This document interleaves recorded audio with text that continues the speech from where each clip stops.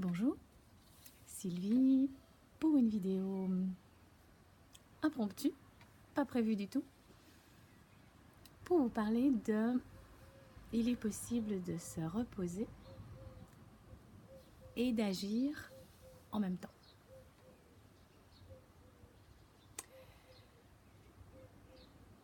Je ne sais pas si vous avez remarqué dans votre environnement ou bien pour vous-même qu'on est souvent aux prises avec des énergies assez contraires. C'est très énervant d'ailleurs. C'est-à-dire que d'un côté, on a envie d'agir, on a des envies puis des nécessités, on a plein de choses à faire, on a envie de les faire des fois même, on est pris par des envies d'agir. Et en même temps, il y a des parts de nous qui veulent pas du tout, qui sont crevées, qui n'ont pas envie, qui sont peut-être même complètement découragées, complètement dans le doute, bref, qui sont loin d'être animées par l'envie d'agir et l'envie de se bouger. Ça vous arrive ça? Non? Moi si. Alors, vous allez me dire, ouais, enfin bon, ton idée, elle est bien sympa. Se reposer et agir en même temps, c'est pas un peu utopique parce que, juste concrètement, ça va pas être possible que je sois couchée sur mon canapé ou dans mon transat à rien faire ou à dormir et en même temps que je sois en train de faire mes courses, écrire mes emails ou bien aller travailler. Basiquement, on va dire, concrètement, c'est pas possible. Pour autant, ce que j'aimerais vous faire sentir là, c'est que le geste du repos et le geste de l'action sont en fait intimement, très étroitement liés à l'intérieur de vous. Et c'est en les reliant bien que vous allez voir qu'ils peuvent être presque instantanément simultanés. Vous savourez l'expression, hein, presque instantanément simultanés. Alors on va voir ça et en même temps,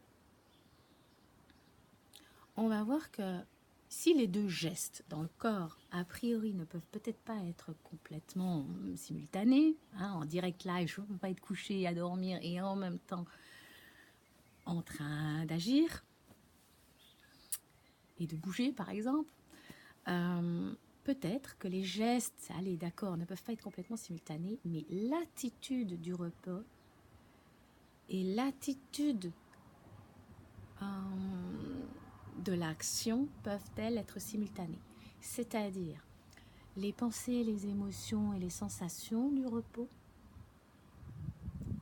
peuvent être quasiment simultanées avec les pensées, les émotions et les sensations de l'action. C'est-à-dire la conscience du repos va être très contiguë, quasiment simultanée avec la conscience de l'action. Bon, alors, on va essayer d'expliquer un petit peu, puis de donner peut-être un ou deux exemples.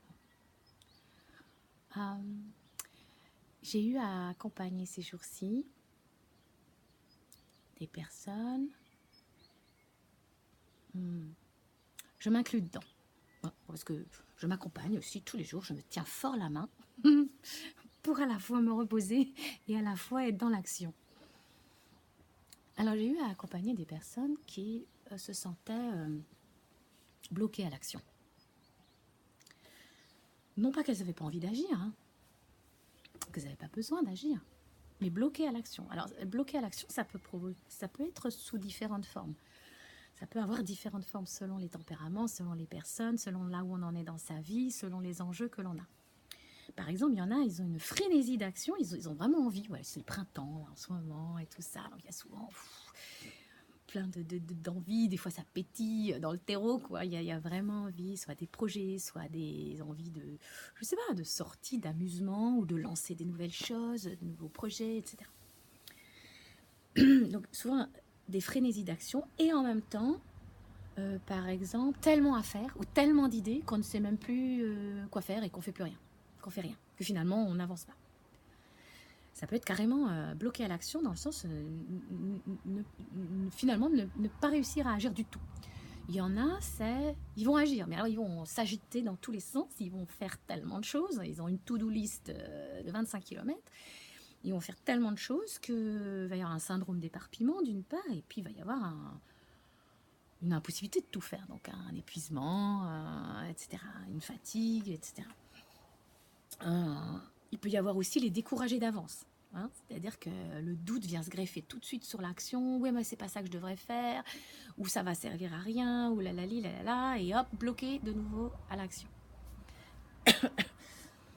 D'une manière ou d'une autre, les manifestations sont différentes dans les émotions et les corps des personnes, mais on a souvent quelque chose du genre mon corps ne suit pas mes idées, par exemple. Hein, mon corps ne suit pas mon esprit, j'ai plein d'idées, j'ai plein d'envies, ou mon cœur ne suit pas mon cœur, j'ai plein d'envies, j'ai plein de désirs, etc. Mais mon corps, il rame, quoi. Il est crevé, il veut pas, etc.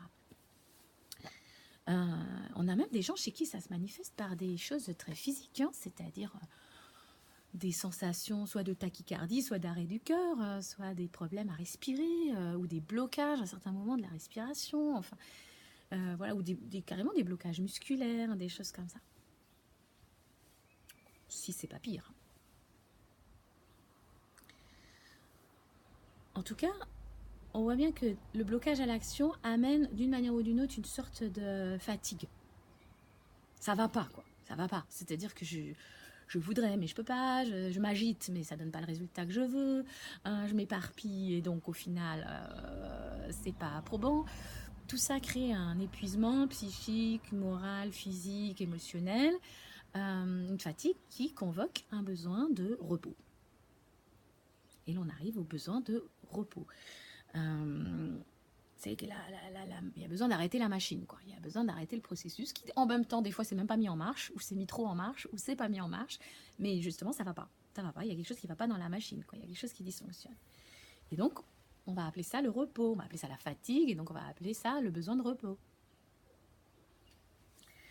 Logiquement. On peut même se créer des situations, quand on veut pas l'accepter, des situations pour forcer le repos. C'est le cas des burn-out, hein, à un moment donné, ça coupe, il n'y a plus rien, on ne peut plus rien faire avec soi, on n'y arrive plus. C'est le cas, regardez là, moi en ce moment, j'ai un petit syndrome grippal qui passe par moi. Vous allez me dire, oui, bah, c'est la période, tout le monde est un peu malade, c'est normal que tu aies attrapé aussi ça. En plus, il y a les pollens, il y a machin, donc il y a terrain sensible, tout ça, c'est le printemps. Ok, oui, on peut se dire ça, mais j'étais pas obligée de l'attraper.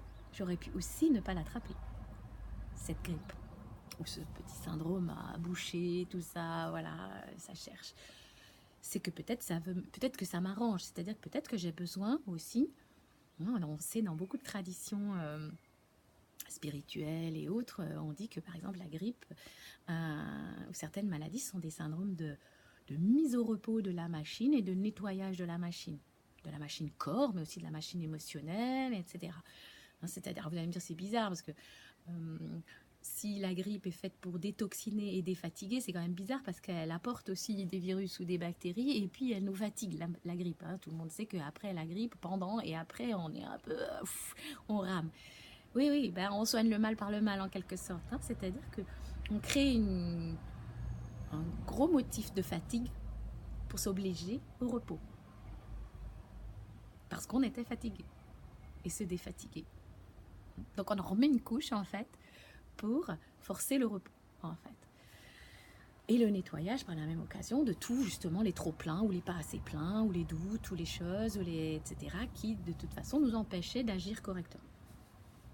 Bon, alors sans aller jusqu'à cette extrémité des moments où on est forcé au repos. En fait, la machine peut tellement plus avancer que elle va se rompre, le mécanisme va se rompre et on va faire être en quelque sorte en repos forcé. Alors sans aller jusque-là, je tourne ma petite page parce que ça a beau être spontané, j'ai quand même pris quelques petits points à ne pas oublier à vous dire. Suivre mon fil. Disons que quand on vit sa vie, tout simplement, et plus on vit sa vie de façon consciente, en regardant un peu ce qui se passe, etc., plus on... Eh ben, en même temps qu'on a le nez dans le guidon des choses qu'on fait, en même temps, on voit tout ce qu'on est en train de faire, on voit les choses autour du monde, et franchement, c'est pas toujours drôle, quoi. C'est-à-dire qu'on voit... on voit des choses pas marrantes, on vit des choses pas marrantes tous les jours, il y a même des choses sordides, on va dire, des choses tristes aussi, ou des choses énervantes, ou carrément insoutenables. Et c'est là qu'arrive la notion de repos. C'est qu'à un moment donné, vous ne pouvez pas en prendre tout le temps, vous ne pouvez pas prendre tout le temps des décharges de tristesse, d'énervement, de colère, voilà, etc. Simplement du paysage de la vie, des choses qui se passent. Que ce soit dans votre paysage relationnel, que ce soit dans le paysage de ce qui se passe dans le monde, de la société comme elle va, des événements politiques, nationaux, internationaux, localement, dans votre famille. Vous ne pouvez pas, c'est intense, c'est des intensités. Ça peut être aussi des intensités, des décharges joyeuses. Mais même les décharges euphoriques, on ne peut pas. On ne peut pas tout le temps. On ne peut pas être tout le temps en intensité de joie ou de plaisir ou de stimulation. C'est pas possible. À un moment donné, ça convoque le besoin de repos. Et des fois, c'est même juste avec soi-même hein, qu'on est énervé. Juste avec soi-même. Hein. Les yo-yo qu'on fait à l'intérieur. Voilà, les je veux pas, j'agis pas, je peux pas. Moi, je me dis souvent, oh là là, mais qu'est-ce que je me saoule, quoi. Qu'est-ce que je me fatigue. J'ai besoin de me reposer de moi-même. Ok. Et c'est là que c'est intéressant d'aller regarder qu'est-ce que c'est le geste et l'attitude de repos. L'attitude de repos, c'est pas forcément dormir.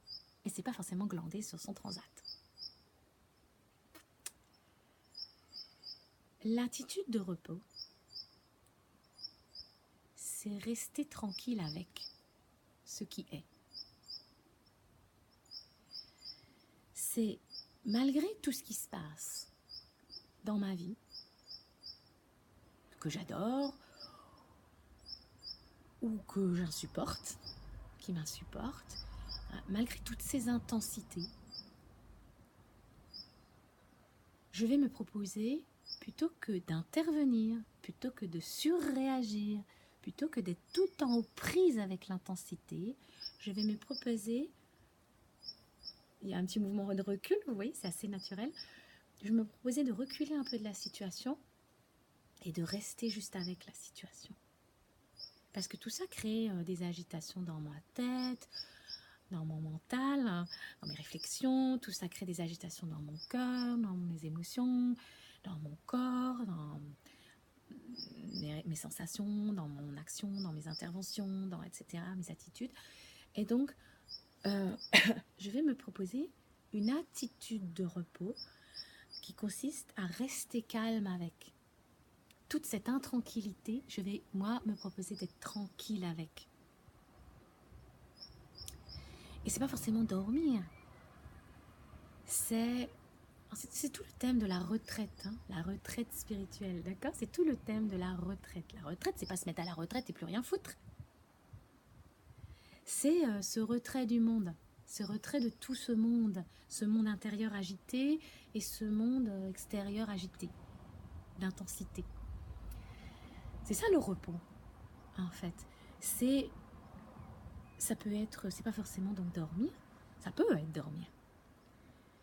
Quand je choisis de dormir consciemment en me disant je vais me reposer consciemment, vraiment, je vais me faire une sieste.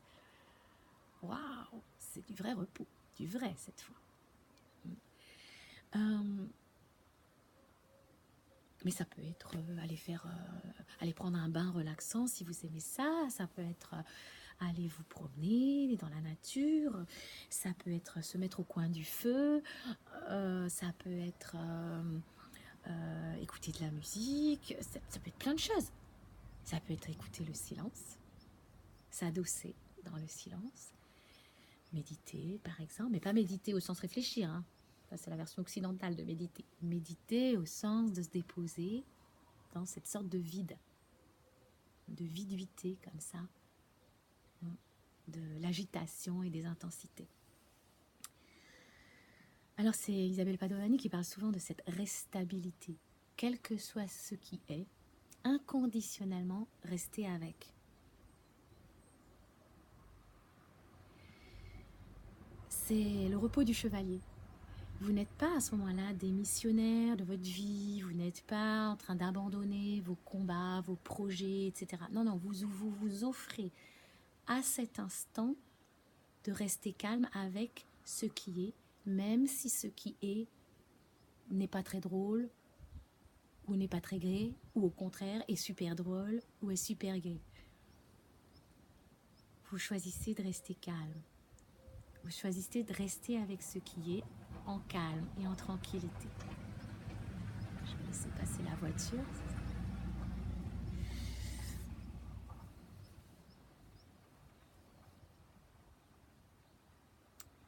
Qu'est-ce qui va se passer dans ce geste de repos conscient? Vous allez toucher à quelque chose de tranquille, mais pas seulement de tranquille. Vous allez toucher à la part de vous qui est restée tranquille, malgré toute cette intranquillité et tout ça qui se passe autour, et tout ce que vous devriez faire, et tout ce que vous aimez, et tout ce que vous n'aimez pas, etc. Vous êtes resté, vous avez contacté un espace de vous, tiens, qui est tranquille. Et dans cet espace tranquille, il y a autre chose qui se passe. Il y a quelque chose de la vie avec un grand V que vous allez trouver, quelque chose de permanent, une permanence. Dans toute cette impermanence, vous allez sentir une permanence. Tiens, je suis toujours là. Vous allez sentir une immuabilité, quelque chose de vivant, mais qui n'est pas menacé. Quelque chose qui n'est pas agité, qui est presque l'inverse de l'agitation, qui est paisible, qui est loin, ou en tout cas pas agité comme les scènes du monde. C'est rassurant, c'est assuré aussi, ça n'est pas menacé. Et puis c'est sécuritaire.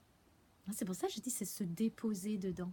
Se déposer, faire une pause. C'est pas étonnant que l'on entend ce mot aussi dans le repos, même si en français ça s'écrit pas pareil, la pause et se reposer.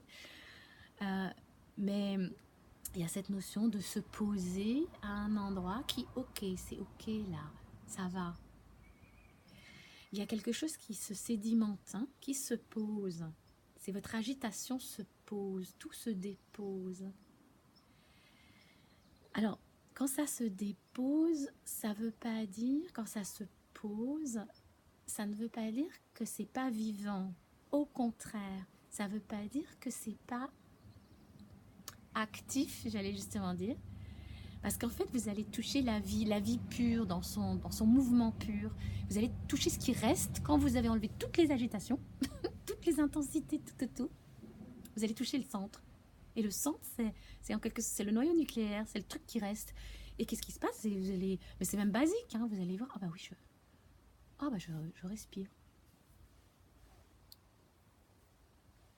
Ah oui, mon collègue m'a fait des crasses. Ah oui, je devrais aller faire des courses. Ah oui, mais il y a un moment, je respire. Ah oui, ah non, mais là, ça va, je respire. Ou vous allez tomber sur du basique vivant, mais du basique. Immuable, rassurant, sécuritaire, pas menacé. J'ai le cœur qui bat. Ah oui, j'ai un battement de cœur. C'est pour ça que beaucoup de méditation, par exemple, de relaxation, passe par ce qu'on appelle la pleine conscience, qui passe par les 5 sens. C'est-à-dire vous allez basiquement remarquer qu'il y a de la vie en vous, juste la vie. Et qu'elle fonctionne indépendamment de toutes ces intensités et de tous ces motifs à l'action et à intervention et à réaction, etc. Indépendamment de tout ça, il y a la vie. Il y a la vie pure à l'intérieur de vous qui fonctionne, la biologie, la logique de la vie. Et c'est là que ça devient intéressant. C'est là que le geste de repos le geste de se poser, l'attitude consciente de se poser à cet endroit-là va toucher la dynamique d'action. Parce que ça va toucher la vie dans son mouvement pur. Avec mon amie et collègue Laurence, nous animons de temps en temps des sessions individuelles et collectives qui s'appellent « Relax dans ton axe ». Ça procède du même mouvement, c'est que quand tu relaxes, quand tu déposes en tranquillité, dans ce qui est immuable et sécuritaire à l'intérieur de toi, tu trouves ton axe vivant. Et vous voyez, le geste, c'est je dépose, je suis presque en... Il y a presque un micro-moment où vous abandonnez tout. C'est ras-le-bol de tout ça. Je laisse tout béton, je m'en fous, j'en peux plus, je suis KO, je laisse et je reste juste à cet endroit de moi. Et juste à cet endroit tranquille de moi, ça va se redresser parce que je vais sentir ce qui reste. Et ce qui reste, c'est la vie pure. Et la vie pure, cet axe qui va se redresser en vous de vie pure, la vie pure, tous les biologistes le savent, les anthropologues, peu importe, savent que la vie, c'est une dynamique. La vie n'existe pas sans son mouvement. La vie est mouvement. La vie bouge. C'est une succession de... Nos cellules bougent, la respiration, ça bouge. Le souffle, le battement de cœur, les fluides dans le corps, le sang... nos envies, nos émotions, emotion, c'est le mouvement, d'accord, tout ça bouge. Et donc, la vie bouge. Donc, la vie pure, dans sa nature pure, indépendamment de toutes les actions, intensité, tranquillité, événements, etc., la vie pure à l'intérieur de vous, elle est mouvement. Donc vous voyez ce paradoxe qui va se passer, c'est quand vous vous offrez ce repos qui a l'air de vous immobiliser, eh bien en fait, vous retrouvez justement l'endroit, l'espace de vous capable du mouvement et de l'action. Et c'est là que vous voyez que le geste et l'attitude, la conscience du repos, va toucher de très très près le geste, l'attitude et la conscience de l'action. Et alors, en plus, il y a un bonus.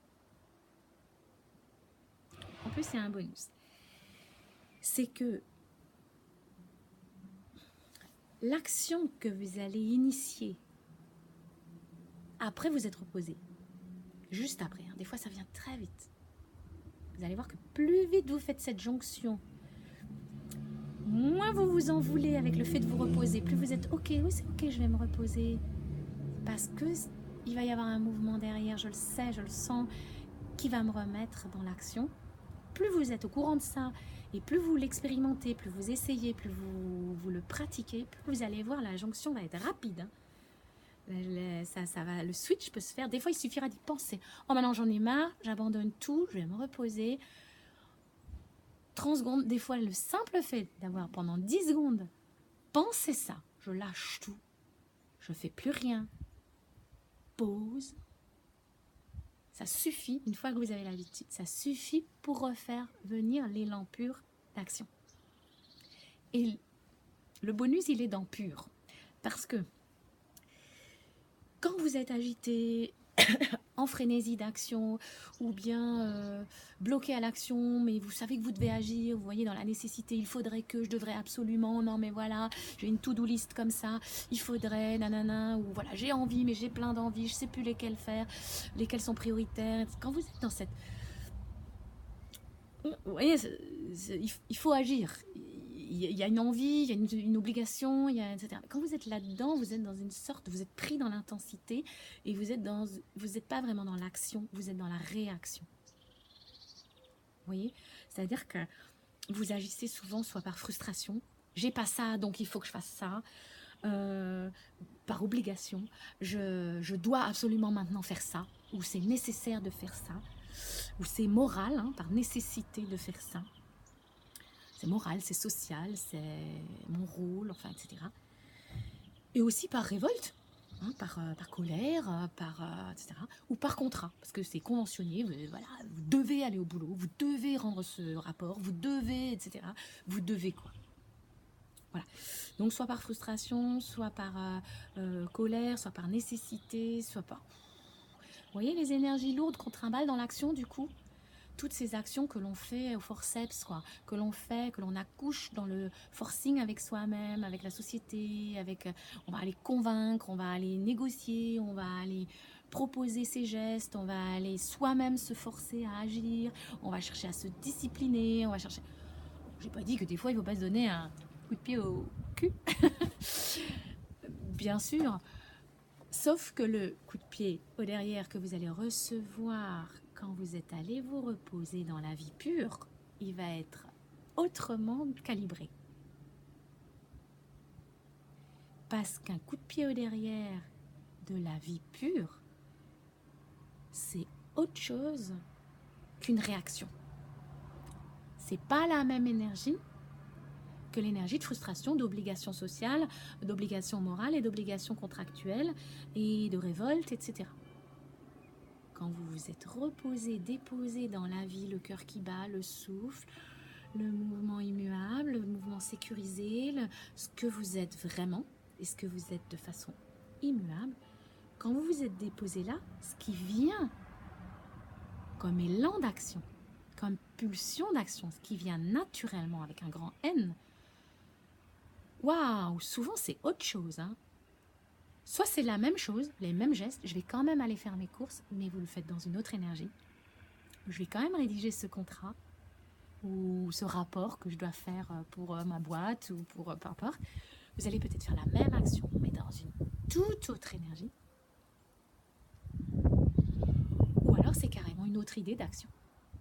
Ça va nettoyer toutes les actions parasites, ça va vous donner quelque chose de beaucoup plus pur, de beaucoup plus net, de beaucoup plus laser, une intervention sur vous-même, sur votre vie ou sur votre monde, hein, vos relations, etc., qui va être beaucoup plus belle, j'allais dire, plus pure, plus nette aussi, plus ferme. Hein. C'est pas bisounours, hein. C'est pas, j'allais dire plus amour, mais c'est pas plus amour au sens plus amour de rose, plus amour au sens de la clarté de l'amour, de la perspicacité de l'amour, vous voyez.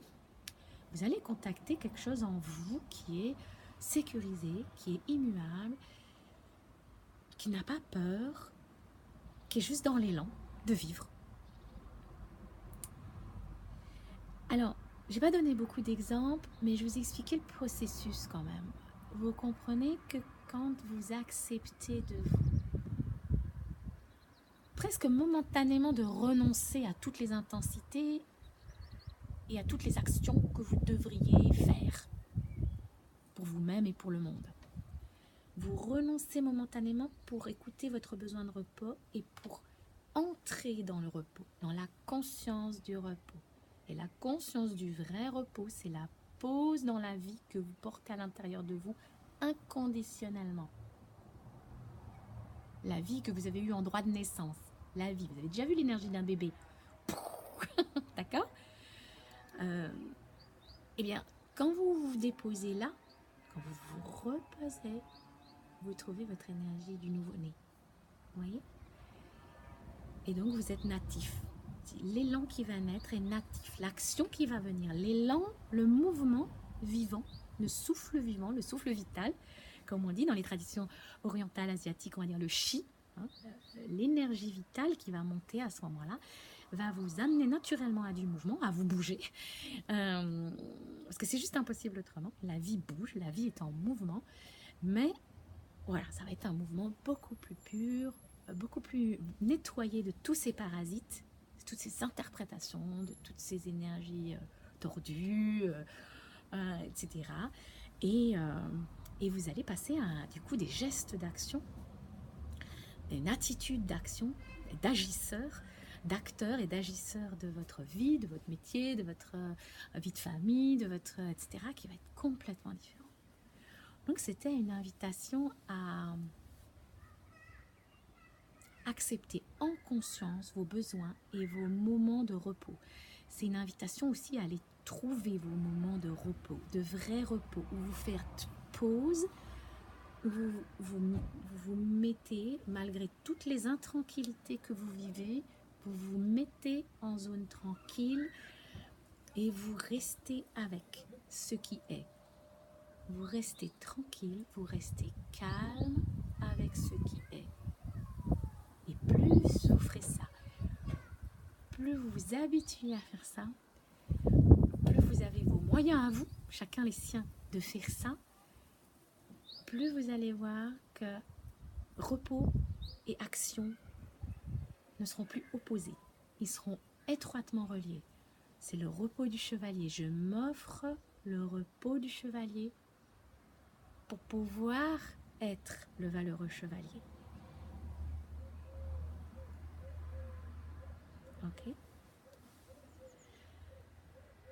Voilà. C'est ce que j'avais envie de vous partager aujourd'hui à côté de mon Forsythia, auprès duquel je vais vous laisser finir cette vidéo. Alors bon repos et belle action.